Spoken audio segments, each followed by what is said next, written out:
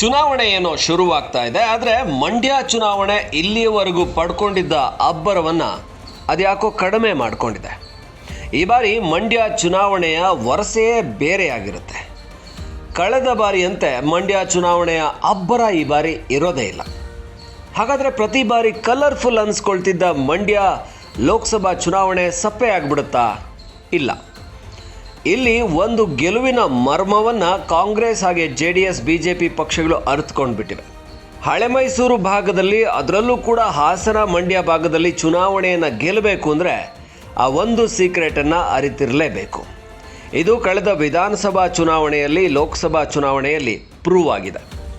ಹಾಗಾದರೆ ಸ್ಟಾರ್ ಚಂದ್ರು ಹಾಗೆ HD Kumaraswamy silent ಆಗಿ ಚುನಾವಣೆಯನ್ನು ಗೆಲ್ಲೋದಕ್ಕೆ ಹೊರಡ್ತಾ ಇದ್ದಾರೆ. ಯಾಕೆ? ನಾನು ಒಂದು 2-3 ಉದಾಹರಣೆಗಳನ್ನು ನಿಮ್ಮ ಮುಂದೆ ಇಟ್ಟು ಹೇಳ್ತೀನಿ. ಅದಾದ ನಂತರ ನಿಮಗೆ ಗೊತ್ತಾಗ್ಬೋದು ಈ ಬಾರಿ ಮಂಡ್ಯ ಚುನಾವಣೆ ಸೈಲೆಂಟ್ ಆಗಿರುತ್ತೆ ಯಾಕೆ ಅಂತ. ಇಲ್ಲಿಯವರೆಗೂ ಕೂಡ HD ಕುಮಾರಸ್ವಾಮಿ ಅಭ್ಯರ್ಥಿ ಆದರೂ ಕೂಡ ಎಲ್ಲೂ ಕೂಡ ವೈಯಕ್ತಿಕ ಪ್ರಹಾರವನ್ನೇ ಮಾಡ್ತಾ ಇಲ್ಲ ಯಾರ ಮೇಲೆ ಕೂಡ. ಸ್ಟಾರ್ ಚಂದ್ರು ಅವರು ಕಾಂಟ್ರಾಕ್ಟರ್ ಅಂತ ಹೇಳಿ ಅಥವಾ ಅವರು ಯಾವ ರೀತಿ ಬಂದರು, ಅವರ ಹಿನ್ನೆಲೆ ಏನು, ಇದರ ಬಗ್ಗೆ HD ಕುಮಾರಸ್ವಾಮಿ ಮಾತಾಡ್ತಾ ಇಲ್ಲ, ಮಾತಾಡೋದು ಇಲ್ಲ. ಇನ್ನು HD ಕುಮಾರಸ್ವಾಮಿ ಅವರ ಹಿನ್ನೆಲೆ ಬಗ್ಗೆ, ಅವರು ಮಂಡ್ಯಗೆ ಯಾಕೆ ಚುನಾವಣೆಗೆ ಬಂದು ನಿಂತರು, ಮಾಜಿ ಮುಖ್ಯಮಂತ್ರಿ ಆದವರು ಇಲ್ಲಿ ಚುನಾವಣೆಗೆ ನಿಲ್ಲಬೇಕಾ, ಇದೆಲ್ಲವನ್ನ ಕೂಡ ಮಾತಾಡೋದೇ ಇಲ್ಲ ಸ್ಟಾರ್ ಚಂದ್ರು. ಯಾಕಂದರೆ ಮಂಡ್ಯ ಜನರ ಮನ ಒಲಿಸಬೇಕು ಅಂತ ಹೇಳಿದರೆ ಯಾರ ವಿರುದ್ಧನೂ ನೀವು ಮಾತಾಡಬಾರ್ದು. ಇದು ಕಳೆದ ಬಾರಿಯ ವಿಧಾನಸಭಾ ಲೋಕಸಭಾ ಚುನಾವಣೆಗಳು ಕಲಿಸಿದಂತಹ ಪಾಠ ಹಳೆ ಮೈಸೂರು ಭಾಗದಲ್ಲಿ. ಇದೇ ಮಂಡ್ಯದಲ್ಲಿ ಕಳೆದ ಲೋಕಸಭಾ ಚುನಾವಣೆಯಲ್ಲಿ ನಿಖಿಲ್ ಕುಮಾರಸ್ವಾಮಿ ಮಂಡ್ಯದಾದ್ಯಂತ 7 ಶಾಸಕರನ್ನು ಕಟ್ಕೊಂಡು ಚುನಾವಣಾ ಹೋರಾಟಕ್ಕಿಳಿದಾಗ ಗೆದ್ದೇ ಬಿಡ್ತಾರೆ ಅಂತ ಇರುವಾಗ HD ರೇವಣ್ಣ ಮಾಡಿಕೊಂಡ್ರು ಎಡವಟ್ಟು. ಅವರು ಸುಮಲತಾ ಅವರ ಬಗ್ಗೆ ಮಾತನಾಡುವಾಗ ಗಂಡ ತೀರ್ಕೊಂಡು ಇನ್ನೂ 3 ತಿಂಗಳಾಗಿಲ್ಲ, ಈಗ ಚುನಾವಣೆ ಬೇಕಿತ್ತಾ ಅನ್ನುವಂಥ ಅವಹೇಳನಕಾರಿಯಾದಂಥ ಮಾತನಾಡಿದರು. ಇದು ಮಂಡ್ಯ ಜನರ ಮನಸ್ಸಲ್ಲಿ ಕೂತು ಬಿಡ್ತು. ಅಭ್ಯರ್ಥಿ ಎದುರಿಸಬೇಕು ತನ್ನ ಸ್ಪರ್ಧಿಯನ್ನು, ಎಲ್ಲವೂ ಸರಿ. ಆದರೆ ವೈಯಕ್ತಿಕ ಅವಹೇಳನ ಮಾಡೋದನ್ನು, ಅದು ಕೂಡ ಹೆಣ್ಮಕ್ಳ ವಿಚಾರದಲ್ಲಿ ಮಾತಾಡೋದನ್ನು, ಅದು ಕೂಡ ಕೌಟುಂಬಿಕ ವಿಚಾರದಲ್ಲಿ, ಅಂಬರೀಷ್ ಅವ್ರ ವಿಚಾರದಲ್ಲಿ ಮಾತಾಡೋದನ್ನು ಸಹಿಸಲಿಲ್ಲ ಜನ. ಅದಕ್ಕೆ 5ರಿಂದ 10 ಸಾವಿರ ಅಂತರದಲ್ಲಿ ಗೆಲ್ಬೋದು ಅಂದ್ಕೊಂಡಿದ್ದಂಥ ಅಭ್ಯರ್ಥಿ 1 ಲಕ್ಷಕ್ಕಿಂತ ಹೆಚ್ಚಿನ ಮತಗಳ ಅಂತರದಲ್ಲಿ ಗೆಲ್ಲೋದಕ್ಕಾಯಿತು. ಇದರ ಜೊತೆಗೇನೆ ನಿಖಿಲ್ ಕೂಡ ಎಡವಟ್ಟು ಮಾಡಿಕೊಂಡ್ರು. ಪ್ರಚಾರದ ವೇಳೆ ರಾಕಿಂಗ್ ಸ್ಟಾರ್ ಯಶ್ ಅವರ ಬಾಡಿಗೆ ಮನೆ ವಿಚಾರ, ಬಾಡಿಗೆ ಕೊಡೋಕ್ಕಾಗದೇ ಇರೋ ವಿಚಾರ, ಅದು ಕೋರ್ಟಲ್ಲಿರೋ ವಿಚಾರ, ಇದರ ಬಗ್ಗೆ ಮಾತಾಡಿದರು. ಇದಕ್ಕೆ ಯಶ್ ಕೂಡ ಅದಾದ ನಂತರ ಕೌಂಟ್ರನ್ನು ಕೊಟ್ಟರು. ಆದರೆ ಸ್ಟಾರ್ಟ್ ಮಾಡಿದ್ದು ಇದು ನಿಖಿಲ್ ಕುಮಾರಸ್ವಾಮಿ ಅವರ ಭಾಗದಿಂದಲೇ ಆಗಿತ್ತು. ಕಳೆದ ಲೋಕಸಭಾ ಚುನಾವಣೆಯಲ್ಲಿ ಪ್ರತಿ ಬಾರಿ ಕೂಡ ಆ್ಯಕ್ಷನ್ ಮಾಡಿದ್ದು JDS ಕಡೆಯಿಂದನೇ. ಅದು ರೇವಣ್ಣ ಮಾತಾಡಿರೋದಾಗಿರ್ಬೋದು, HD ಕುಮಾರಸ್ವಾಮಿ ನಿಖಿಲ್ ಮಾತಾಡಿದ್ದಾಗಿರ್ಬೋದು. ಅಬ್ಬರದಿಂದ ಮಾತನ್ನು ಶುರು ಮಾಡಿದ್ದೆ JDS ಕಡೆಯವರು.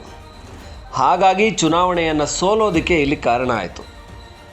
ಇದರ ನಂತರ ಕಳೆದ ವಿಧಾನಸಭಾ ಚುನಾವಣೆಯಲ್ಲಿ ಇದೇ ಹಳೆ ಮೈಸೂರು ಭಾಗದ ಹಾಸನದ ಪ್ರೀತಮ್ ಗೌಡ ಏನಿದ್ದಾರೆ, ಇವರು ಪದೇ HD ರೇವಣ್ಣ ಭವಾನಿ ಅವ್ರನ್ನ ಕೆಣಕ್ತಾನೆ ಬಂದರು. ನನ್ನ ಮುಂದೆ ಯಾರು ಬೇಕಾದರೂ ಬಂದು ನಿಂತ್ಕೊಳ್ಳಿ ಸ್ಪರ್ಧೆಗೆ, ಅವರು ಮಾಡೋದು ರಾಜಕೀಯ, ನಾನು ಮಾಡೋದು ರಾಜಕೀಯನೇ, ನನಗೆ ಗೊತ್ತು ಯಾರನ್ನು ಹೇಗೆ ಸೋಲಿಸಬೇಕು ಅಂತ. ಈ ಬಾರಿ ಹಾಸನ ಚುನಾವಣೆಯಲ್ಲಿ ವಿಧಾನಸಭೆಯಲ್ಲಿ ರಿಸಲ್ಟ್ ಡೇ, ನಾನು ಇವಾಗ ಆಡಿರೋ ಮಾತನ್ನು TVಯ ಒಂದು ಸ್ಕ್ರೀನ್ನಲ್ಲಿ ಇಟ್ಕೊಳ್ಳಿ, ಇನ್ನೊಂದು ಸ್ಕ್ರೀನ್ನಲ್ಲಿ ನನ್ನ ರಿಸಲ್ಟನ್ನು ಇಟ್ಕೊಳ್ಳಿ. 50,000ಕ್ಕಿಂತ ಕಡಿಮೆ ಮತಗಳ ಅಂತರದಿಂದ ನಾನು ಸೋತಿದ್ದೆ, ಆದರೆ ಮತ್ತೆ ಚುನಾವಣೆಗೆ ಹೋಗ್ತೀನಿ ಅನ್ನೋ ರೀತಿಯಲ್ಲಿ ಮಾತುಗಳನ್ನ ಪದೇ ಆಡಿದರು. ಇದು ಹಾಸನ ಜನರನ್ನು ಕೆರಳಿಸ್ತು. ಈ ಹಾಸನ ಹಳೆ ಮೈಸೂರು ಭಾಗದ ಜನ ಮಾತಿಗೆ ನಿಲ್ಲುವಂಥವ್ರು, ಮಾತಿಗೆ ಸದಾ ಒಳ್ಳೆಯ ಮಾತಿಗೆ ಎಷ್ಟು ಬೆಲೆಯನ್ನು ಕೊಡ್ತಾರೋ, ಬೆಂಬಲವನ್ನು ಕೊಡ್ತಾರೋ, ಅಷ್ಟೇ ಅಹಂಕಾರದ ಮಾತುಗಳಿಗೆ ಅಥವಾ ಸ್ವಲ್ಪ ಅತಿಯಾದ ಮಾತುಗಳಿಗೆ ವಿರೋಧ ಕೂಡ ಮಾಡ್ತಾರೆ, ಹಾಗೆಯೇ ಪ್ರತ್ಯುತ್ತರ ಕೂಡ ಕೊಡ್ತಾರೆ ಅನ್ನೋ ರೀತಿಯಲ್ಲಿ ಇತ್ತು ಹಾಸನದ ರಿಸಲ್ಟ್. ಇದೆಲ್ಲವನ್ನು ನೋಡಿರುವಂಥ HD ಕುಮಾರಸ್ವಾಮಿ ಹಾಗೆ ಸ್ಟಾರ್ ಚಂದ್ರು ಅಥವಾ ಈ ಮಂಡ್ಯ ಭಾಗದಲ್ಲಿರುವಂಥ ಕಾಂಗ್ರೆಸ್ ನಾಯಕರು ಯಾರೂ ಕೂಡ HD ಕುಮಾರಸ್ವಾಮಿ ವಿರುದ್ಧವಾಗಿ ಏನನ್ನೂ ಮಾತಾಡ್ತಾ ಇಲ್ಲ.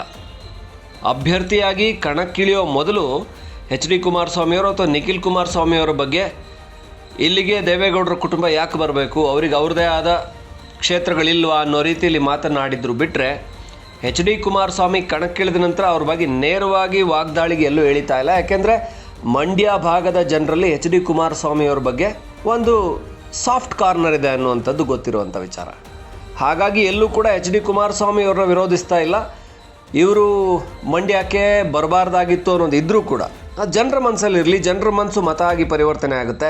ಅದನ್ನು ನಮ್ಮ ಬಾಯಿಂದ ನಾವು ಹೇಳೋಕ್ಕೋದ್ರೆ ಇವ್ರು ಯಾಕಪ್ಪ ರಾಮನಗರ ಬಿಟ್ಟು ಬಂದರು, ಇವ್ರು ಯಾಕೆ ಹಾಸನ ಬಿಟ್ಟು ಬಂದರು, ಇವರಿಗಿದು ಬೇಕಿತ್ತ, ಬೆಂಗಳೂರು ಗ್ರಾಮಾಂತರ ನಿಂತ್ಕೋಬೋದಾಗಿತ್ತಲ್ಲ, ಅದನ್ನು ತಮ್ಮ ಅಳಿಯನಿಗೆ ಕೊಟ್ಟು, ಹಾಸನಾನ ತಮ್ಮ ಅಣ್ಣನ ಮಗನಿಗೆ ಕೊಟ್ಟು, ಒಟ್ಟಾರೆ ಮೂರೂ ಕಡೆ ಕುಟುಂಬದವರೇ ನಿಂತ್ಕೊಂಡ್ರು. ಕೋಲಾರ ಒಂದನ್ನು ಬಿಟ್ಟು, ಅಲ್ಲಿ ಕೋಲಾರದಲ್ಲಿ ಅಭ್ಯರ್ಥಿ ಇಲ್ಲ ಅನ್ನೋ ಕಾರಣಕ್ಕೆ, ಕುಟುಂಬದವ್ರು ಇಲ್ಲ ಅನ್ನೋ ಕಾರಣಕ್ಕೆ ನಿಲ್ಲಿಸ್ಲಿಲ್ಲ. ಇಲ್ಲ ಅಲ್ಲಿಗೂ ಕುಟುಂಬದವ್ರನ್ನೇ ನಿಲ್ಲಿಸ್ತಾ ಇದ್ರೇನೋ.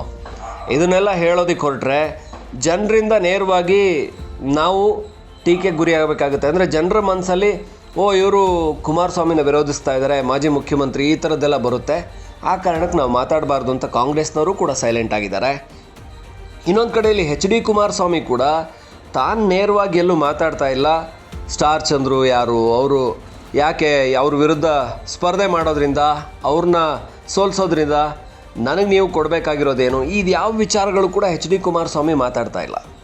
ಅವರು ಕೂಡ ಸೈಲೆಂಟ್ ಆಗಿದ್ದಾರೆ. ಮುಂದಿನ ಪ್ರಚಾರದ ದಿನಗಳಲ್ಲಿ ಕೂಡ ಯಾವ ವ್ಯಕ್ತಿ ಬಗ್ಗೆ ಕೂಡ ವೈಯಕ್ತಿಕವಾಗಿ ಮಾತಾಡೋದಕ್ಕೆ ಬಹುತೇಕ ಹೋಗೋದಿಲ್ಲ ಅನಿಸುತ್ತೆ. ಎಚ್ ಡಿ ಕುಮಾರಸ್ವಾಮಿ ಬಹಳ ಬಾರಿ ಈ ರೀತಿ ಮಾತನಾಡಿ ವಿರೋಧನ ಎದುರಿಸಿದ್ದಾರೆ. ಆದರೆ ಈ ಬಾರಿಯ ಚುನಾವಣೆಯಲ್ಲಿ ಅದನ್ನು ಮಾಡೋಕ್ಕೆ ಹೋಗೋದಿಲ್ಲ. ಈಗಾಗಲೇ BJP JDS ಒಗ್ಗಟ್ಟಾಗಿ ಚುನಾವಣೆ ಎದುರಿಸ್ತಾ ಇರೋದ್ರಿಂದ, BJPಯ ಒಂದಷ್ಟು ನಾಯಕರು ಕೂಡ ಇರೋದ್ರಿಂದ ಕುಮಾರಸ್ವಾಮಿ ಅವರು ಭಾಳ ಎಚ್ಚರಿಕೆಯಿಂದ ಮಾತಾಡುವಂಥ ಕೆಲಸನ ಮಾಡ್ತಾರೆ. ಹಾಗಾಗಿ ಯಾರೂ ಕೂಡ ವೈಯಕ್ತಿಕವಾಗಿ ಟಾರ್ಗೆಟ್ ಮಾಡಿಕೊಂಡು ಕಳೆದ ಲೋಕಸಭೆಯಲ್ಲಿ ನಿಖಿಲ್ ಕುಮಾರಸ್ವಾಮಿ ವರ್ಸಸ್ ಸುಮಲತಾ ಆದ ರೀತಿಯಲ್ಲಿ, ಇಲ್ಲ ಪ್ರೀತಮ್ ಗೌಡ ವರ್ಸಸ್ ಗೌಡ್ರ ಕುಟುಂಬ ಆದ ರೀತಿಯಲ್ಲಿ ಈ ಬಾರಿ ಮಂಡ್ಯ ಚುನಾವಣೆ ಇರೋದಿಲ್ಲ. ಎಲ್ಲವೂ ಕೂಡ ಸೈಲೆಂಟಾಗಿ ನಡೆಯುತ್ತೆ. ಎಲ್ರಿಗೂ ಕೂಡ ಜನರ ಮನಸ್ಸನ್ನು ಗೆಲ್ಲಬೇಕು ಅನ್ನುವಂಥದ್ದು ಅರ್ಥ ಆಗಿದೆ. ಮಂಡ್ಯ ಚುನಾವಣೆ ಗೆಲ್ಲೋದು ಅಂತ ಹೇಳಿದರೆ ಯಾರೋ ನಾಯಕರನ್ನು ಕರ್ಕೊಂಬಂದು ನ್ಯಾಷನಲ್ ಲೆವೆಲ್ ಲೀಡರ್ಸು ಇಲ್ಲ ಸ್ಟೇಟ್ ಲೆವೆಲ್ ದೊಡ್ಡ ದೊಡ್ಡ ಮಾಸ್ ಲೀಡರ್ಸನ್ನು ಕರ್ಕೊಂಬಂದು ಭಾಷಣ ಮಾಡಿಸಿದರೆ ಗೆಲ್ಲೋದಕ್ಕೆ ಸಾಧ್ಯ ಇಲ್ಲ.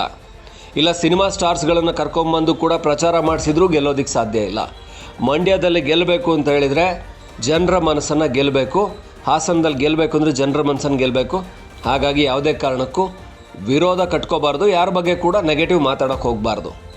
ಹಾಗಾಗಿ ಈ ಒಂದು ಐಡಿಯಾದಲ್ಲಿ, ಈ ಒಂದು ಪ್ಲ್ಯಾನ್ನಲ್ಲಿ ಒಂದು ಕಡೆ ಸ್ಟಾರ್ ಚಂದ್ರು, ಇನ್ನೊಂದು ಕಡೆ ಎಚ್ ಡಿ ಕುಮಾರಸ್ವಾಮಿ ಇಬ್ಬರೂ ಕೂಡ ಹೋಗ್ತಾ ಇದ್ದಾರೆ. ಹಾಗಾಗಿ ಈ ಮಂಡ್ಯ ಭಾಗದಲ್ಲಿ ಈ ಬಾರಿ ಮಾತಿನ ಭರಾಟೆ ಇರೋದಿಲ್ಲ, ಹಾಗೆ ಮಾತಿನ ಎದುರೇಟುಗಳು ಕಾಣಿಸೋದಿಲ್ಲ.